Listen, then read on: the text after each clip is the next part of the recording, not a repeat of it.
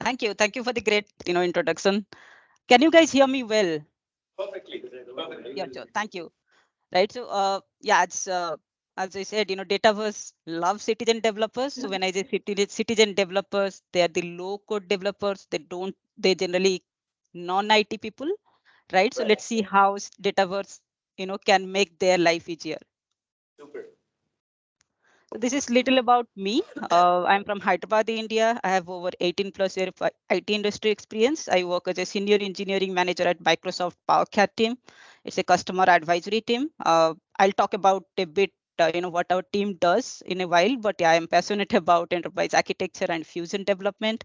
I'm also an author of book Microservices by Examples, which is also available online, in the Amazon and all. This is my LinkedIn and Twitter.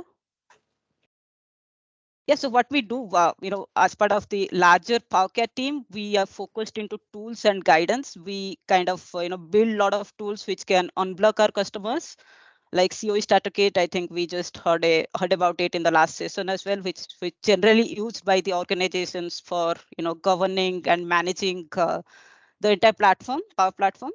We do have automation kit. Similarly, it helps to kind of, govern scale automation Power Platform adoption, right? We do have creator kit, which is for which help easily to build and effective user experience on the Power Platform. And we do have ALM accelerator to kind of managing the DevOps side of the Power Platform for any pro development or fusion development work if you're doing. To know more about our team, there is a link, aka.ms, who is PowerCat. Just go and visit there. You will be able to know a lot more about our team, what we do, as a large team. And then there are also links to these tools which you can go and visit it. Okay, so before I start today's session, I would like to tell you a story. Yesterday, while I was going back to my home, I met my previous colleague, Julie. So Julie is basically a non-IT person, and she was very worried. She was like, "Hey, Pooja, my boss is trying to trick me, and he's kind of giving me a lot of work to do, and there is some deadline also." And I feel like I'm exhausted. There is very little time for me to do, and at the same time I don't think that it is possible or feasible to build an app getting data from different sources, build it in just 1 or 2 hours, right?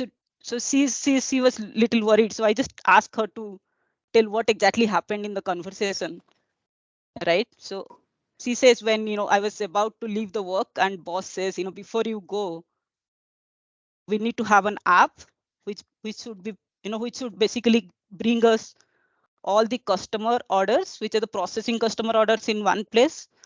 And the difficult part is, data is in silo. We didn't get chance to migrate into a central place. Customer data is in SharePoint, and product and order details in SQL, right? So I know it is too much to ask, but we need to present it tomorrow to get this deal, right? So Julie was kind of little stuck because she doesn't have any development background. So this is the schema of data looks like.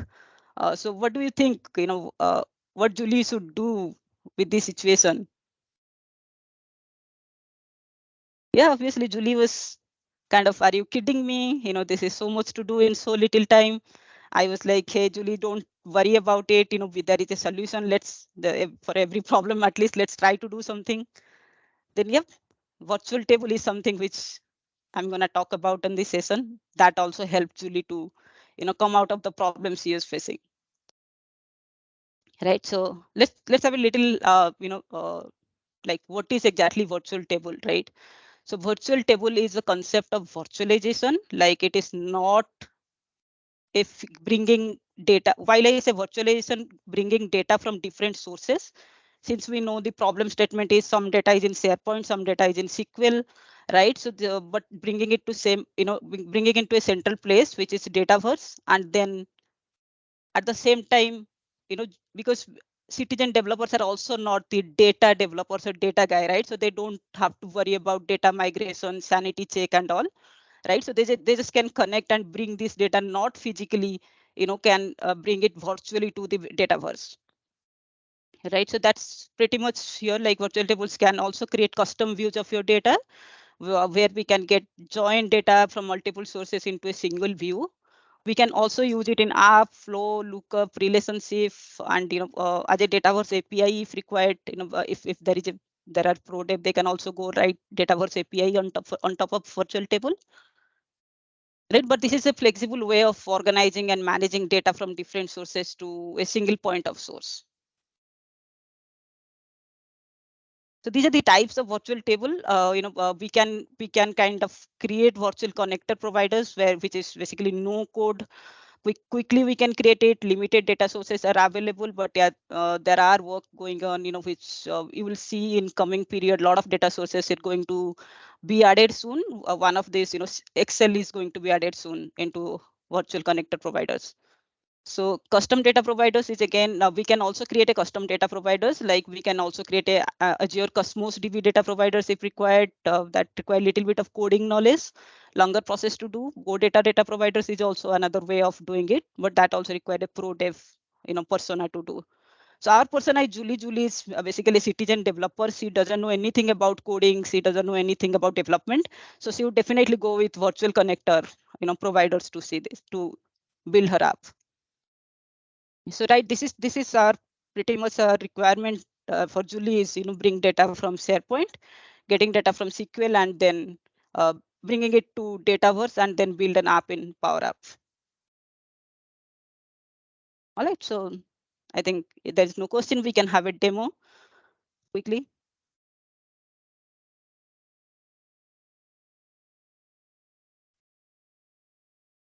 Just give me a second. I'll share my screen, entire screen, so that I go back to this. Okay.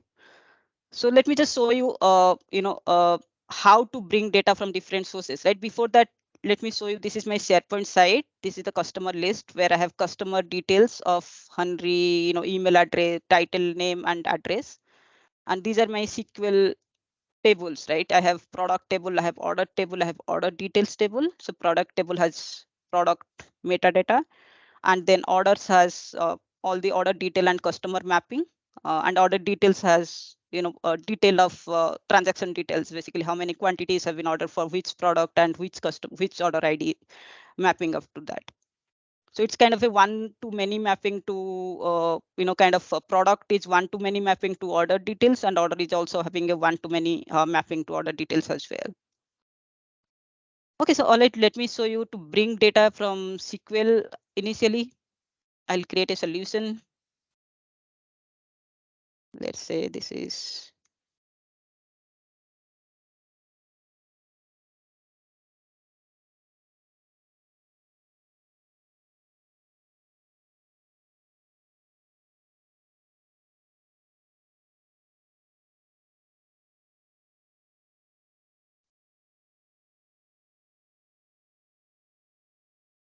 so now as a first step, I will bring data from my SharePoint to, when I say bring data, I will just establish the connection because it's a virtualization. I'm not bringing the actual data. I'm just making a connection to SQL and to SharePoint.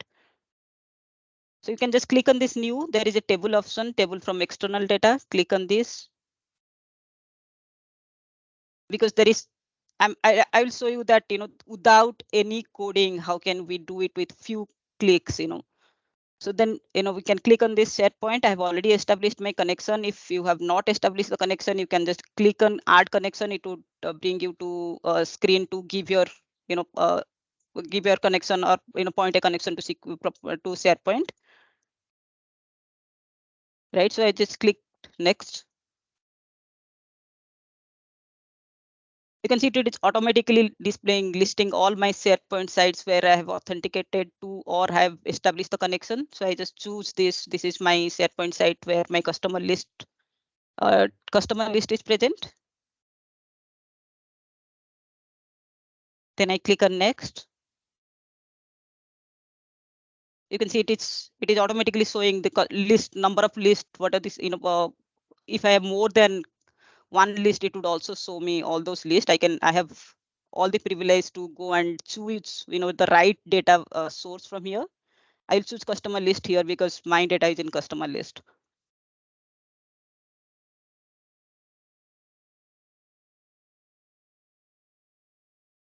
If I click on next, so you can see automatically it is actually bringing creating a relationship between SharePoint data and with the new schema name.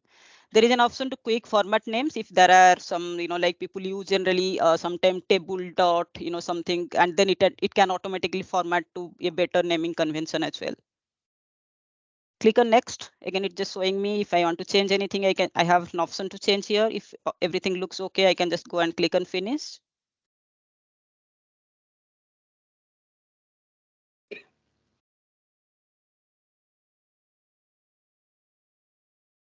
So it takes a couple of seconds to establish the connection and create kind of between that list and the new schema and dataverse.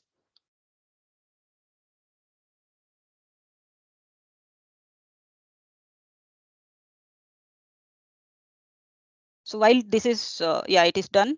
So this just took a fraction of a second, and my my connection has been established between SharePoint and Dataverse, and I have my customer list table here. Now I'll just show you how to establish a connection. Again, the same way we can just do it for SQL as well, right? So I just have to click on external database, external data, and then I can choose here SQL Server. Click on new. Here I have to give my SQL Server name, right? So this is my database name, server name, and this is my DB name. Here you can see here, this is my DB name as inventory. This is my server name. I just have to pass those two. Again, click on next.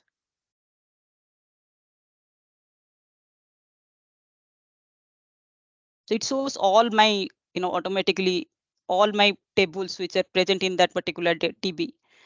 I'll choose product here. Click on next.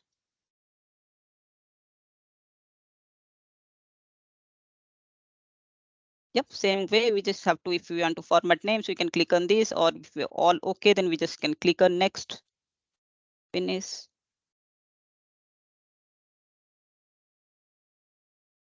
So yeah, I think this is, while this is taking time, I think Julie must be relaxed because within few clicks, she is able to bring data from different sources, from SQL and from SharePoint as well at the same time.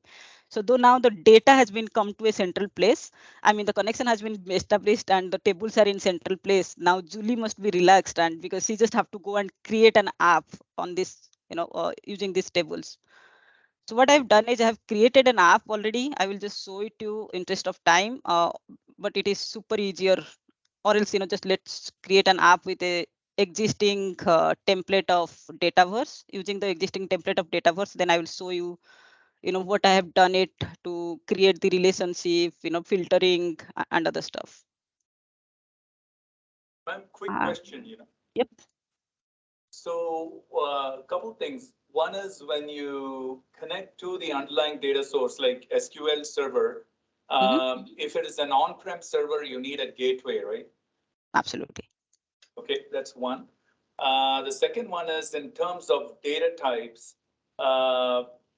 Basically, when you bring in decimal numbers, let us say from SQL, I mean, traditionally, when you import them, it comes in as float into Dataverse, right? Here, you don't worry about it because the data is still sitting in SQL Server, correct? Right. Absolutely.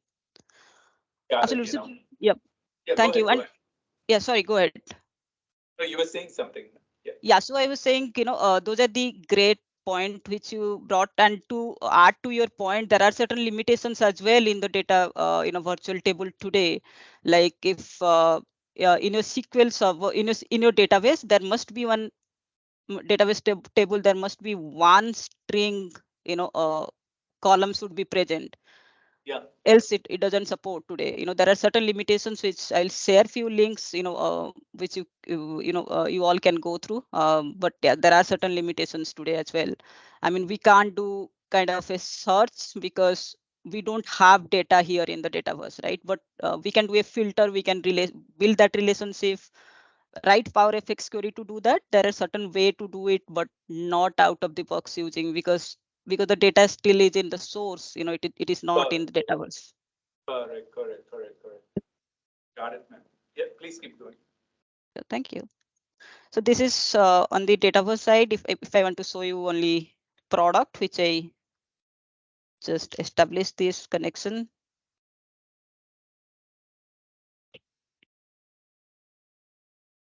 Yeah, all done. This is I can choose more columns here. Let's say product ID, product SKU, price, apply.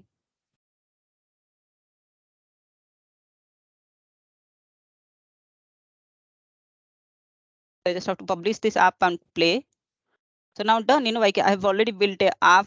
My data is in from SQL Server, and then get it here and show it here easily. I think in 10-15 minutes. So this is my app. You can see product, all the product. Why? I think this didn't come.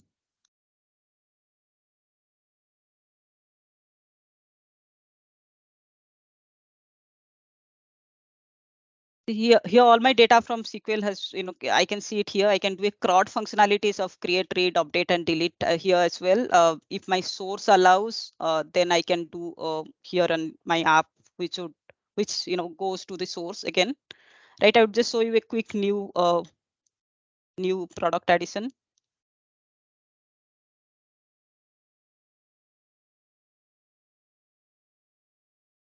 Let's say demo product. Save.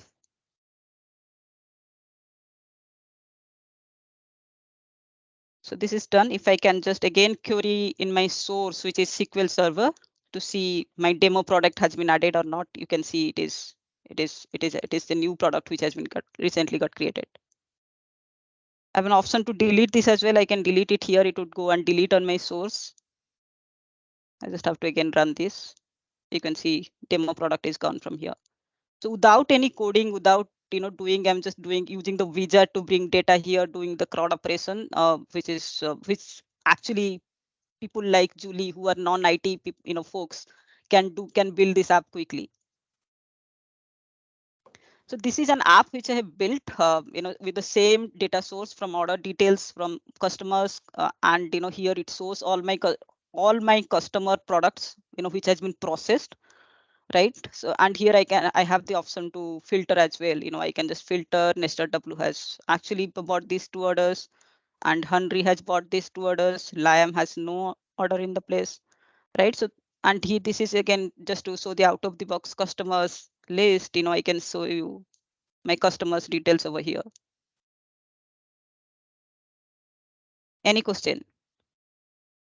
Actually, I have a lot of question on this. Basically, I encountered issue in this virtual table in one of the leading insurance company in a APAC region. I can say maybe so you can guess what is the name I'm saying. So basically, in this virtual table, there we built one of the. They have one concept like they won't allow the data to be. Okay, I'll put in this way. They don't have that much of storage purchased. They implemented a Dynamics CRM, but they don't have storage, but they have not purchased the storages. Okay. In that case, but they want to see the data existing in their PostGRE SQL. It's not in SQL Server, it is in PostGRE SQL. So my first question it is restricted to SQL Server, or we can expand it to any kind of data sources external?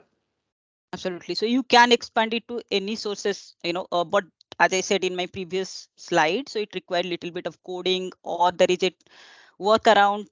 Also, you can do, using the custom data provider, right? So you can bring data from any source, be it AWS, be it, PostgreSQL or anything. Okay. You have to write a plugin for that to bring it as a custom data provider. Okay, I understand. The same way actually we have done. So, but okay, first part is clear. This part is custom data provider. We have to write means same way we have to write a plugin to pull the data. Then after that, let's say if we got the data size is very huge. How scalable it is? Because we notice sometimes it's not fetching the data, and let's say we have around 5,000 rows of data. Sometimes we noticed it's not pulling the data. So how scalable it is in this point of view? Right. So, yes. So if you ask me question on this, I would honestly say that it is pretty much scalable, because we are not storing data as such. It is a complete virtualization. The main reason, probably the issue you probably your team or you are facing, it could be the way you are pulling data. So there is always a option to pull data in a batch, or you can also implement your pagination pagination while bringing data from that. But again, but from Dataverse side, it is not storing any data, right? It is just creating a schema and the virtualization on top of that to map kind of a connection. It is just establishing with source and destination. Okay. Okay. Yeah. That's what I understand. Even we added also pagination, I remember, because Correct. except that we cannot pull all the data. But still, we observed actually it was taking so much of time. It Mm-hmm. could be uh, maybe their infrastructure network lag could be one of the reason, or what it may be. But really, we Correct. struggled. But It could, hopefully, this will yeah. help. Yeah. Yeah, it could be also the Dataverse licensing model you are in, because when you get a Dataverse, default it actually have two web server. Like if you are really working on an enterprise scale of application, you want to scale it to huge data set, data volume you have, then probably you go to a premium Dataverse licensing, and then accordingly to. Yeah, it is over Yeah. over TV actually, to be very honest with you, because they want to. Got you. We don't have that much of storage. Got you. That's why we want to display only. They want to see only view permission. Got you. Awesome. This is really great feedback. Okay, hopefully this will helpful, and I understand now it is only restricted to SQL Server, not to other external data sources, if I understand correctly. Means we have Uh, write a code for that, yeah. right?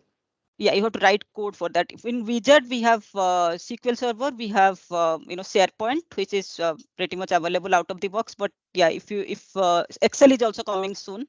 Okay. But yeah, slowly Microsoft is we are working hard to bring more data sources. But yeah, as of now today, if you want to bring data from other sources, you can either write a custom provider or tweak it a bit to get it.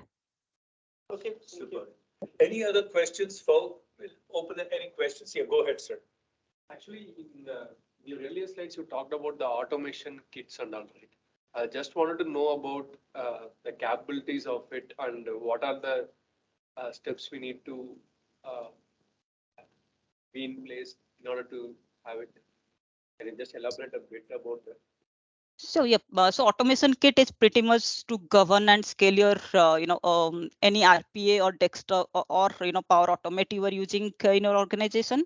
Like like if you before you want to use any kind of automation, if you want to know what kind of ROI it can bring to your organization, you can always use automation kit to give all those input. It would show you what kind of ROI it can give.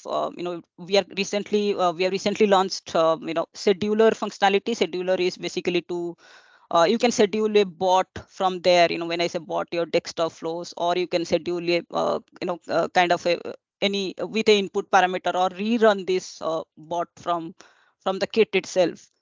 So that is something which is So pretty it much comes with the possible today. will it comes with a subscription or we need to separately get it? You can separately get it. So it's a GitHub. All these kits which I just told you. So these all are part of GitHub open source. Okay. You can contribute to that as well. You can download and use it as well. Any other questions online, folks? Any questions? People online? A very one last simple question. No, please. Currently, right, if I see the subscription to get all these apps, Power BI, Power Automated, I think they are parked under different subscriptions. So is there any combined subscription we are having to get all the Power Platform related one?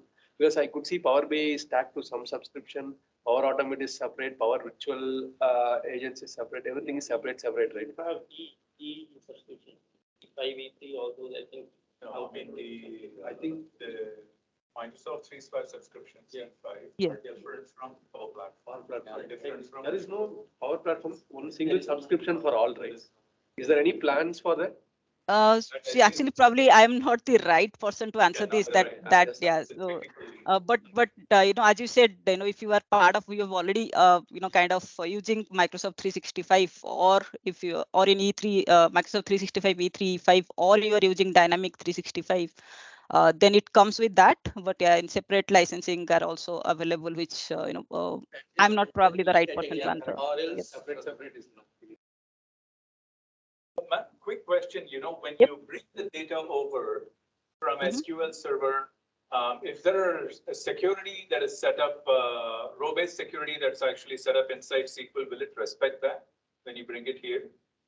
Yes. So how that's a very good question. So when I didn't show you the connection established part, but when you are creating a connection as a first step, it asks you all those, like, are you how you want to establish the connection. Do you want to establish the connection using Azure AD, or you want to do it using SQL Server, authentication the way we do, right? Yeah. So based on the authentication, authorization, access you have in source, it actually respect all those, when you are getting data to get up here.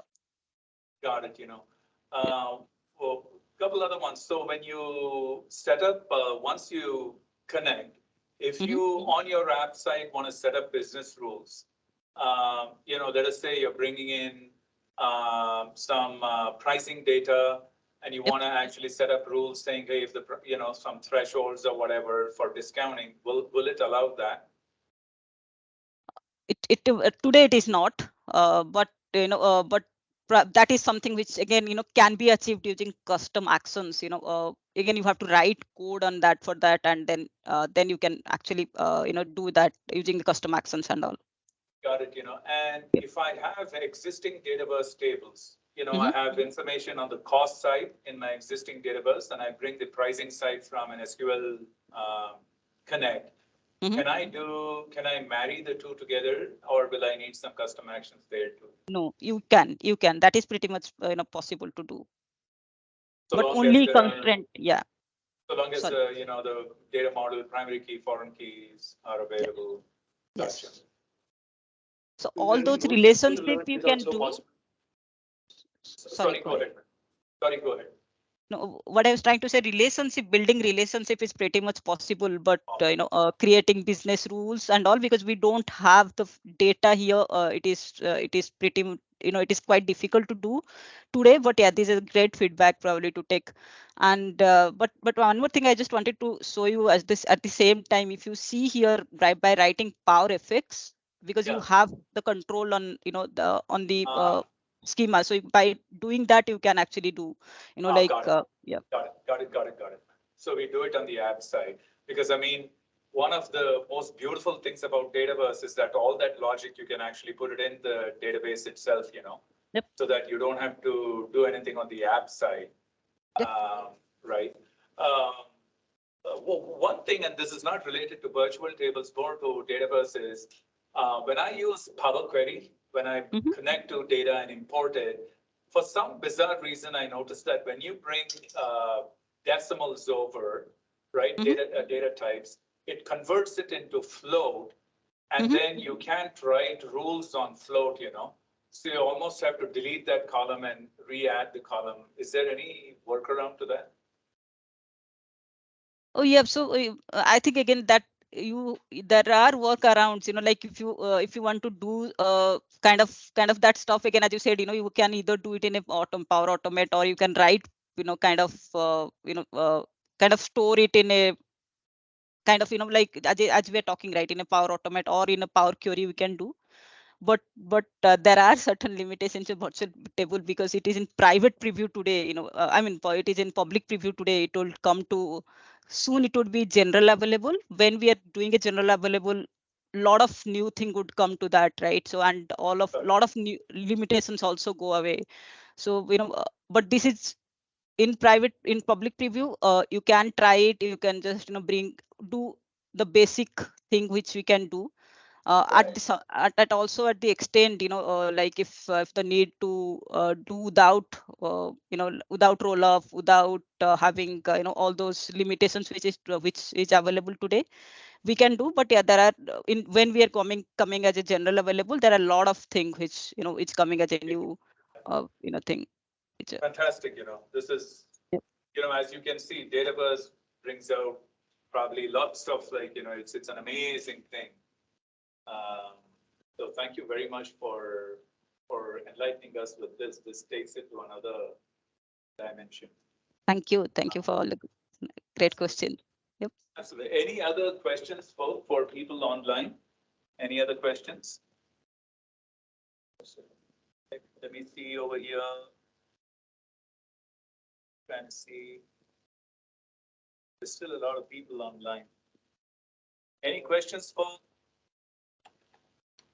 I think someone raised hand. Yes, someone. Yep. Kindly unmute. Kindly unmute, please, and go ahead. Hey, hi, great presentation on a very nice topic. So just one quick question.